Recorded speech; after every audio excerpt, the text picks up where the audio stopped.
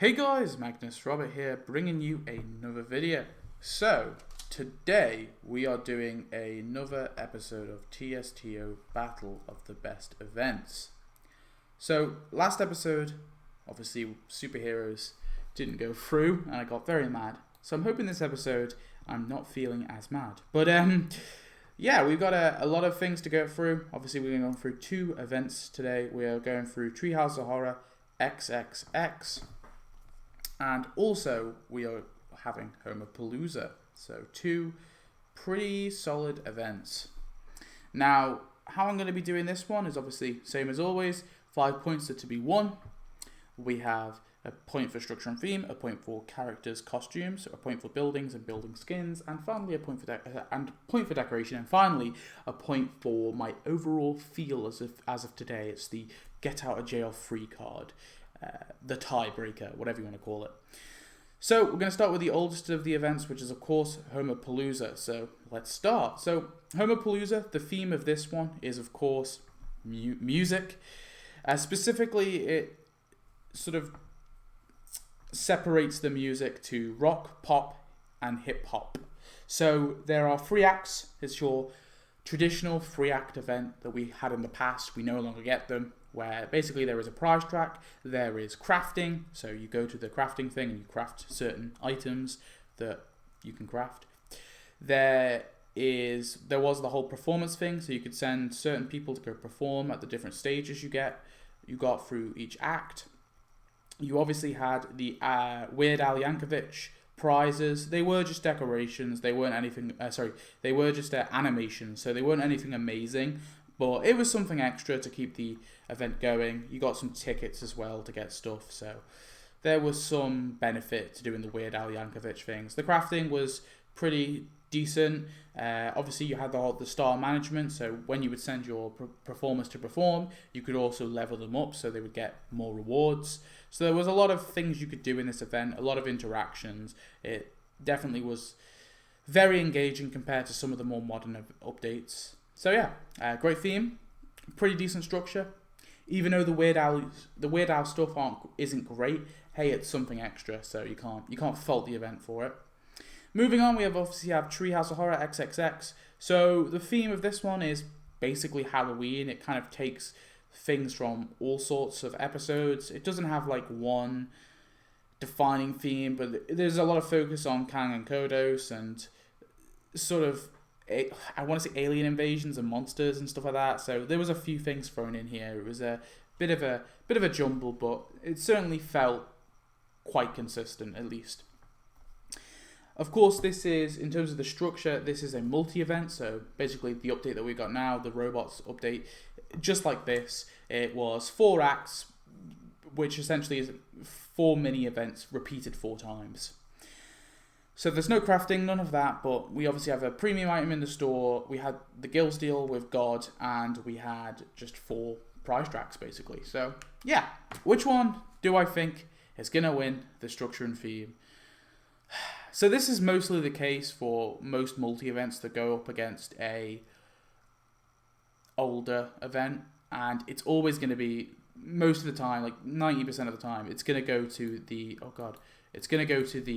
event that had the older theme. Now, personally, might be different for you, but I liked it at first when we had the multi-events. I thought it was a nice fresh, it was a fresh feel.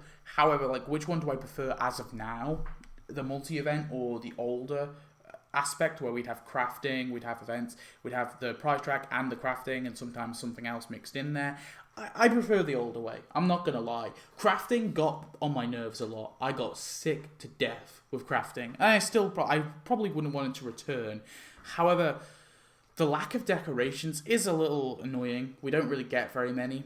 You only get the ones that are thrown in the prize track, and I just don't think decorations really do it for me. When decorations are in the prize track, I want them to be something like really good, like a really cool decoration. I don't want like fences or things like that in the prize track. And I think a lot of the more recent updates, we've been getting stuff that normally just would be crafting in the prize tracks. And I know part of this is just because we're running out of content. But I would like something there, even if it's not, it doesn't have to be crafting, it should just be something like crafting. And so I'm going to give this point to Homerpalooza. I just much more enjoyed the theme. I much more enjoyed the structure. So, we of course move on to characters.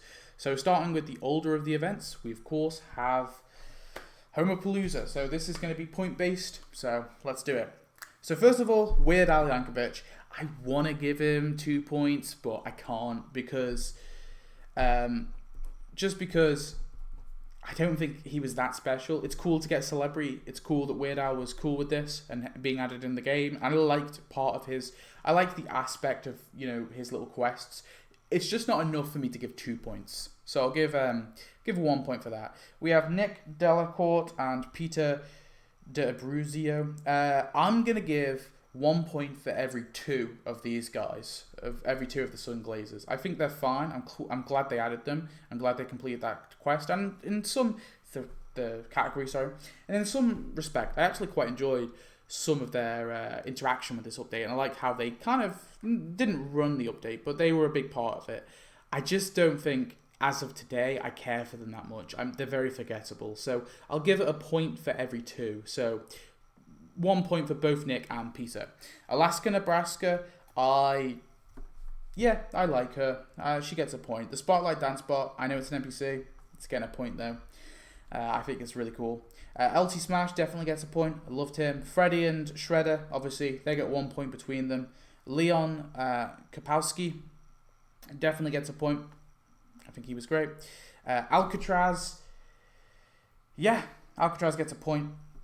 Bleeding Gums Murphy, oh boy, I would love to give Bleeding Gums Murphy 2 points because I think he's a character that definitely would deserve 2 points. However, his inclusion in this update was so lackluster. He was just chucked in the store. He wasn't a big part of it. He was just kind of thrown in there like, yeah, have Bleeding Gums. And when I unlocked him, I just didn't feel anything. It felt really sad. So I'm going to give him 1 point, don't get me wrong, but I can't give him 2. And I really want to give him 2. And then Rachel Jordan, yeah, I'll give her a point. Yeah, I actually wanted Rachel Jordan in the game. And then Rappin' Bart, I think, yeah, I'll give a point to Rappin' Bart.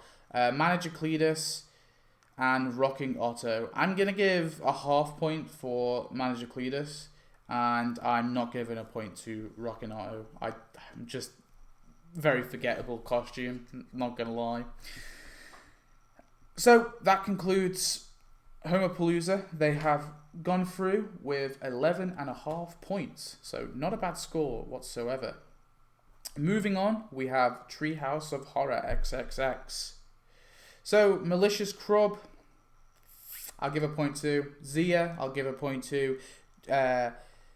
Gelatinous Homer. I can't give a point. It should be a skin, and it's not as big as it should be. I want it to be bigger. It should be a skin. There's so many reasons why I don't like this one, so I'm not giving it a point. Martin of the Opera, I'm happy with it being a character. That being said, I just don't like it. There's nothing about this that really, like, wows me. It's so underwhelming, especially because this is the first future Martin we have, and it's just boring. Yeah, I'm not giving a point. Maybe for the look. I'll give it a half point just for the look and for the animation of him playing the organ. Lucifer Satan. I know this is a tapped out exclusive, but I actually really liked what they did with Lucifer Satan. I thought it was pretty cool. Monkey Paw Salesman definitely gets a point. I actually love him. Dr. Griffin definitely gets a point. Bridge Troll Mo, fuck Bridge Troll Mo. No point. I don't care. Should be a skin. And also, the amount of, like, Troll Mo characters there are, and Troll, like, so we have that, like, Caveman Mo and Troll Mo. I just don't like the different Mo's. But mainly this one should be a skin. He appeared, obviously, in the Hansel and Gretel episode, so it's a Halloween segment. I expect this to be a skin, so that's just my view. Kamala. Yeah, she gets a point. And God, my man God, I would love to give 2, but it wouldn't matter anyway. But I'll give 2 just for the sport. It probably would be 1, but I'll give 2 just to be nice. But they finish with 8.5 anyway, so the point goes to Homerpalooza. Moving on to buildings. So last week we were 2 ahead. Superheroes was 2 ahead. Yet they still. Wait, no, they were 1 ahead, weren't they? Oh god. But anyway, Treehouse of Horror can still pull it back if they win all 3 points upcoming. So, starting off with buildings, we're going to for Homerpalooza. So we have the rock stage. I can't give a point for the rock stage. Quickie merch. I'll give a point to the quickie merch, but I can't give a point to any of the stages.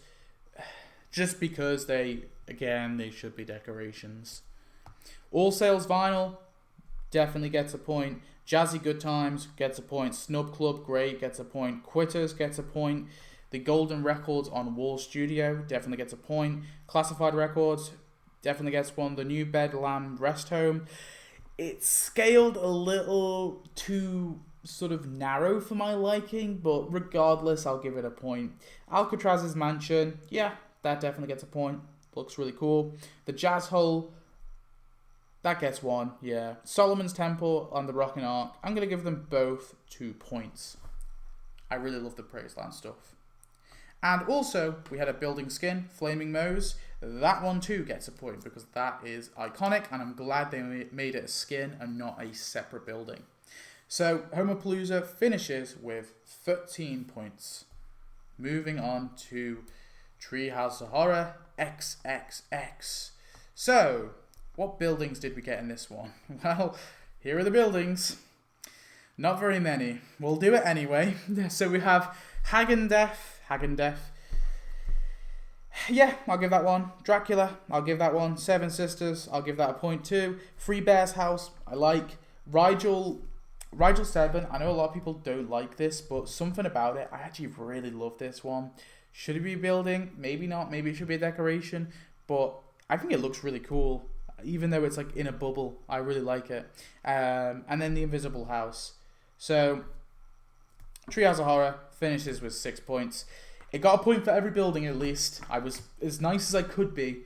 But of course, Homerpalooza just had a lot more buildings. So, Homerpalooza gets the point. Unfortunately, it's just not fair, really. And in terms of decorations, Homerpalooza definitely would have got the point too. Treehouse of Horror just didn't have very many decorations. And then in terms of which update do I look back at best, it also goes to Homerpalooza. This one was just a bit of a wash. There was just no beating Homerpalooza, not with Treehouse of Horror XXX. So unfortunately, Treehouse of Horror XXX does not go through to the next round. There was no hope for it at all. I'm not gonna lie. So Homerpalooza goes to verse the Springfield Jobs in round 4. So hopefully, my bully Homerpalooza can get revenge against the Springfield Jobs for defeating superheroes. So tune in next week for Christmas 2013 and Moe's Ark. And that one should be an interesting one. I'm going to be doing a bit of a different system when we get to round 4, by the way. This doesn't really matter too much for the next 4 episodes, but when we get to round 4, just because it's so tight and we're left with 4 rounds and 8 updates, I'm going to be basically for the characters and the buildings. I won't do this for the decorations because I CBA. So for characters and buildings, I'm going to do a point system instead of out of 1, like one if it's a good character, 2 if it's a great character. I'm instead going to do it out of 5 because I feel like actually I won't do this. I might do this for buildings. I'm trying to think. Should I do this for buildings? No. Okay, I'm not going to do it for buildings.